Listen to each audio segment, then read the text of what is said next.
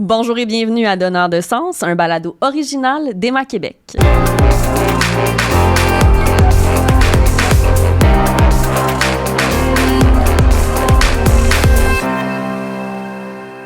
Mon nom est Camille Lemay et j'ai le plaisir d'animer cet épisode de balado sur le plasma avec mon collègue Henrio Grubissa. Henrio, bonjour. Bonjour Camille, très content d'être là aujourd'hui pour parler de plasma. On n'est pas juste deux aujourd'hui, on est trois. Donc, notre invité aujourd'hui, une pro du plasma, elle connaît ça sur le bout de ses doigts, c'est Frédérique Bergeron, agente au service d'honneur et infirmière à Emma Québec. Frédérique, bonjour. Bonjour, je suis tellement heureuse d'être là avec vous aujourd'hui, fait que ça va être super de démystifier ensemble le plasma aujourd'hui. Absolument. Toi, le plasma, il n'y a plus de secret. Tu connais ça sur le bout de tes doigts, on t'en parle tous les jours, mais on se demandait... Est-ce que les gens savent autant c'est quoi le plasma? On a posé la question. Dans notre plus récent Vox Pop, on regarde ça. D'après vous, c'est quoi le plasma? Aucune idée. Aucune idée. Là, c'est vraiment, je fais appel au gars de Sciences Nat. Okay. Dis-nous ça. Let's go. Pouvez-vous me décrire c'est quoi le plasma? Je sais pas. Oh, le plasma. OK, j'ai compris, plasma. Cette capsule économique est une présentation d'Emma Québec. C'est le liquide presque transparent qui compose la majorité du sang. C'est mes cours en sciences au secondaire, c'est trop loin. C'est assez compliqué comme question parce que je ne m'y connais pas trop en médecine. Le plasma est un liquide mélangé avec le sang dans les vaisseaux sanguins. Parfois, les gens ils ont besoin de ces dons-là pour faire des chirurgies ou des traitements. Pour faire que le sang circule plus bien, je pense. Permet la coagulation dans le sang. Ouais, je pense. Le plasma, c'est la partie liquide du sang. Moi, je pense exactement comme lui.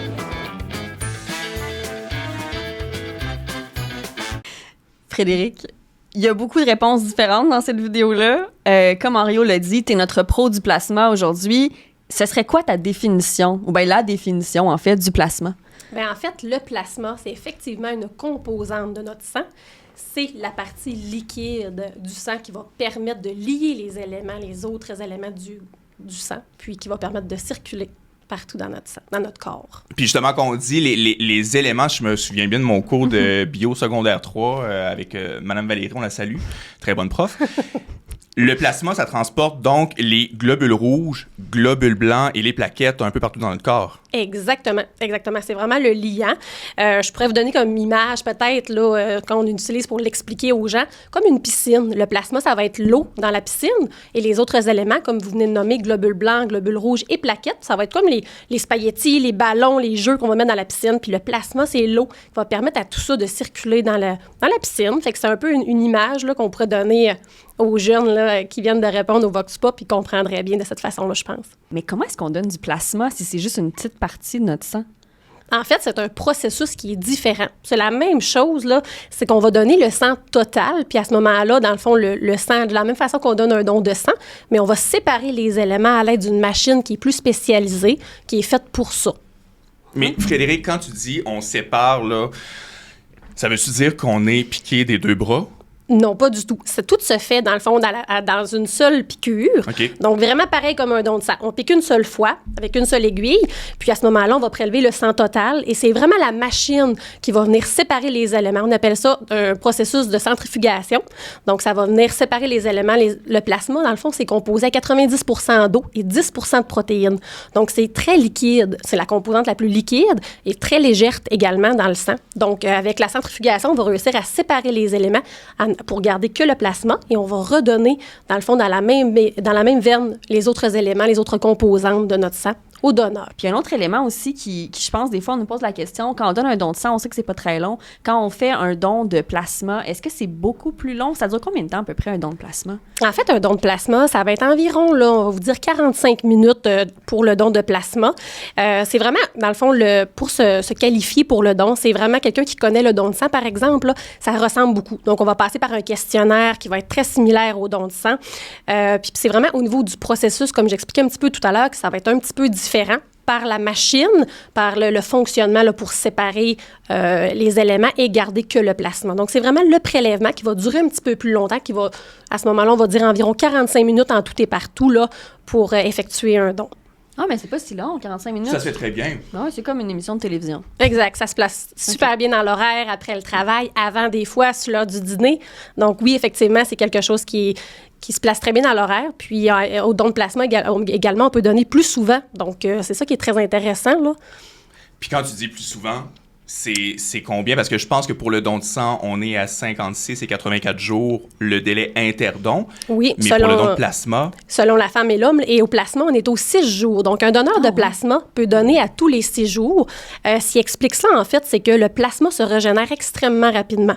Vu qu'il est composé de 90 % d'eau, donc 24 à 48 heures, la personne qui vient de donner du plasma a complètement régénéré ce qu'on a pris. Donc, l'eau et les protéines à l'intérieur. Le plasma est très riche en protéines. C'est pour ça qu'on a besoin d'en prélever beaucoup et d'en avoir beaucoup pour faire des médicaments.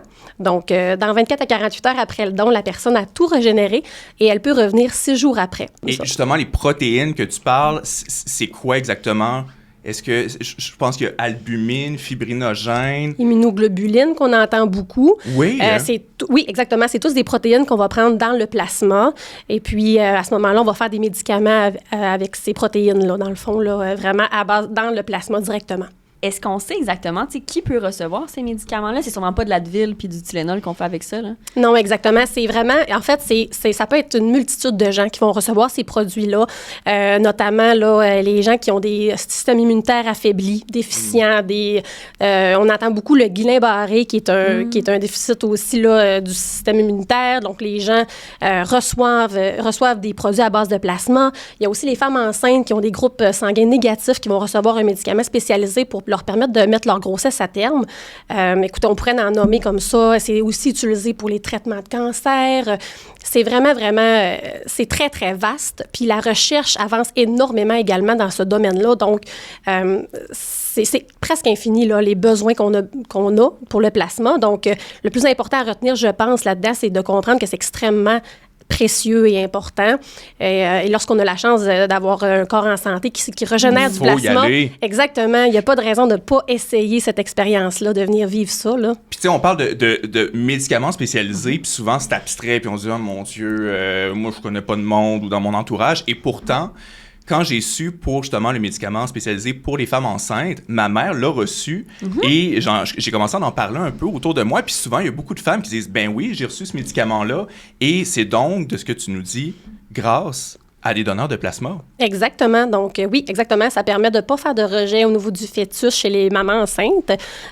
Donc, maintenant, aujourd'hui, la recherche a démontré ça. Donc, ces femmes-là, maintenant, peuvent mettre leur grossesse à terme. Puis ça, c'est qu'un petit exemple. Les dons de plasma, ça se fait pas dans des collectes en milieu scolaire, au travail, comme les dons de sang, par exemple. C'est vraiment dans des endroits particuliers que ça se donne? Exactement. On va appeler ça des centres fixes parce que, justement, les machines sont pas... On peut pas commencer à les transporter d'un endroit à l'autre. Donc, pour effectuer un don de plasma, ça prend vraiment un centre fixe. Donc, peut-être s'informer là, sur le site d'Héma-Québec pour voir les centres là, où on pourrait effectuer un don de plasma sur place, là. Parce qu'en ce moment même, aujourd'hui, il y a 11 centres Héma-Québec. Donc, il y en a à Gatineau, Laval, Kirkland, un à Place Versailles à Montréal. On en a à Brossard, Saint-Bruno. On en a à Sherbrooke, Trois-Rivières. À Québec, un à Le Bourgneuf, Sainte-Foy. Puis, probablement le plus beau, selon Frédéric, un à Saguenay. À Saguenay, effectivement, oui. Et bientôt... Bientôt, il y en a un nouveau. Un 12e. Un 12e. Le premier dans le centre du Québec à... Drummondville. Effectivement, vous les avez pas mal tous nommés, fait que c'est toutes des... On gagne des points! Oui! Yes. Finalement, vous en connaissez autant que moi. Pour prendre rendez-vous, est-ce que, faut prendre rendez-vous, est-ce que, comment ça se passe? Mettons, quelqu'un qui a jamais pris de rendez-vous, qui a jamais fait de don, qu'est-ce qu'il peut faire pour aller vous voir? Bien, premièrement, la personne, elle a 18 ans et elle veut effectuer un don. Première chose à faire, regardez un centre Héma-Québec près de chez vous, voir si on a un centre qui est prêt, quel type de don qu'on peut faire à cet endroit-là. Ensuite, allez sur le site hémaquebec.qc.ca pour voir là, au niveau des critères d'admissibilité au don. Par la suite, le reste, c'est vraiment de la préparation au don. Donc, on demande à la personne avant de prendre un rendez-vous là, pour éviter d'avoir de l'attente. C'est préférable.